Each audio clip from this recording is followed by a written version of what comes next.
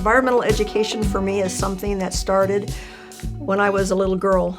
Growing up in the 60s, the outdoors was our babysitter, if you will. We spent a lot of time outdoors. Being connected to nature was a given. I grew up farming and raising animals, and so my connectiveness with nature was developed out of necessity and survival, if you will.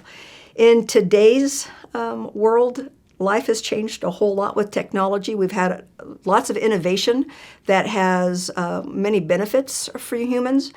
But unfortunately, it also has consequences. Everything has a balance, pros and cons. And with society today and all the technologies that are available and all of the indoor activities have really increased, the time outdoors has really decreased for students, especially here at the college level.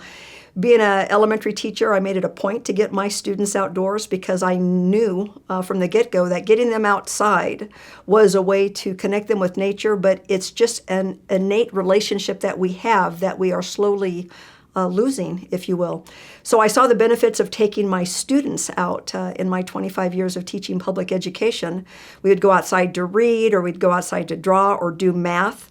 And it's amazing to watch my sixth graders at that time just decompress, calm down, laugh, relax, and then we'd go back indoors, and that would kind of carry, back into the classroom a little bit. And of course, a little bit of music always helped. What I'm noticing now, being somebody who still loves the outdoors and tries to get my students outdoors often, is I teach a Sonoran Desert class, for example, and the students come in and I always do a fist to 5. How are they feeling at that moment? And, 5 is, I really need a break. And my fist is, I'm good, I've got this. And I don't see fist very often. I normally see 4s and 5s. They share that they're extremely stressed out with the responsibilities of life.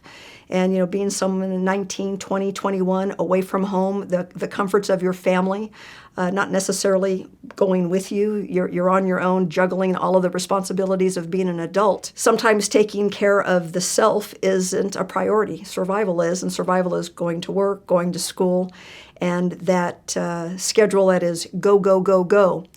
So my courses, which are in environmental education science, we spend minimally with each class 30 minutes up to 2 hours outdoors. And I work very hard to, 1, make the students do a self-assessment of how they are feeling when they come into class.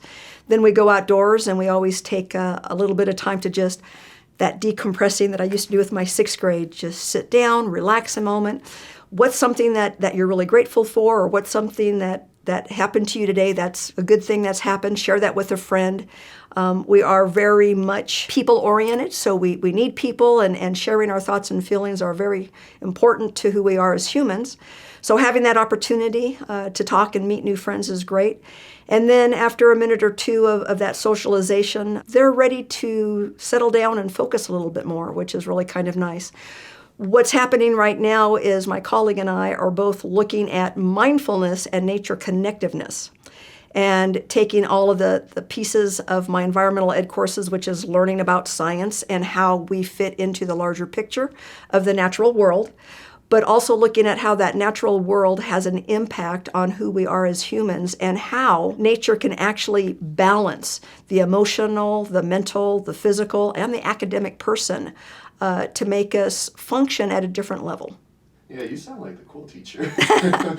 Well, I think what makes my classes so positive is the humanness of it. Understanding that we're more than just academics, or we're more than just our job, that we're people with thoughts and feelings and needs. And addressing that in a classroom isn't something that all educators get the opportunity to do. So having the opportunity to come in and be acknowledged that you have thoughts and feelings that aren't necessarily right on about, what are these plants, what are these animals, what are symbiotic relationships, but, what is our place in that larger picture, allows them to really connect, hopefully, with me as an instructor.